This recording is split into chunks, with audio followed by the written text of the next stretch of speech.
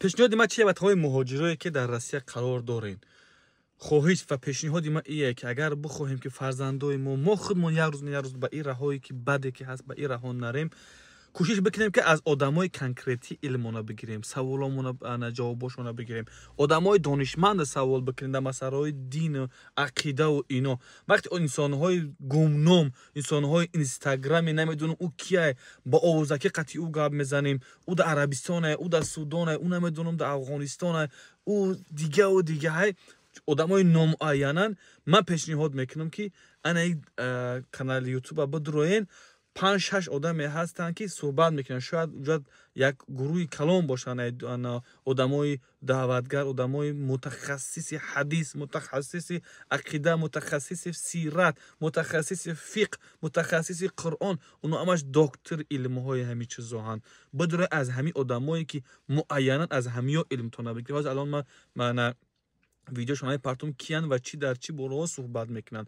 اینا برادرها در اگر خطا نکنم در ترکیه اکثریتش قرار داره.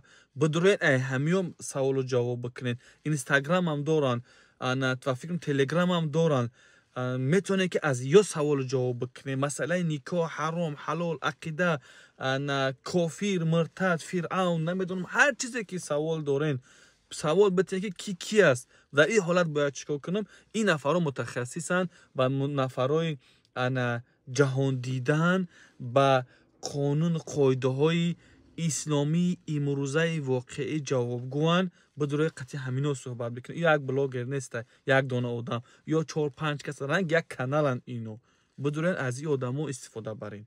انسانای کنکریتیان، انسانایی هستن که اگر چیزی میگن به خاطر خدا میگن، یگان کس طمع ندارن، زندگیشون روی پلی فلان سپانسر نرفته است، گیو بازی نمیکنن، ایگروای بازی نمیکنن، یا به خاطر خدا وقتی خودشون صرف میکنن. بدروین از همیا انا استفاده برین. و اگر نه هر کس زندگی خودش داره، میتونن همیا که هر کس پای زندگی خودش بشه، زندگیشون انا میخه میگذره. نه که بدروین که چه مهنت میکنن یا تماشابینشون چند قای.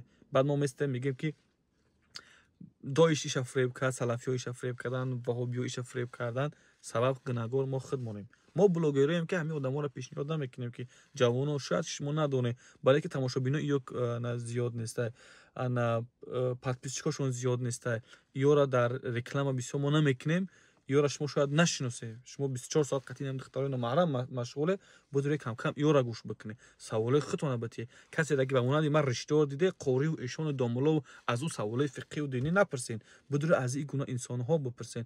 اینا ریشه پس دارن، یک علم های خیلی بلند دارن.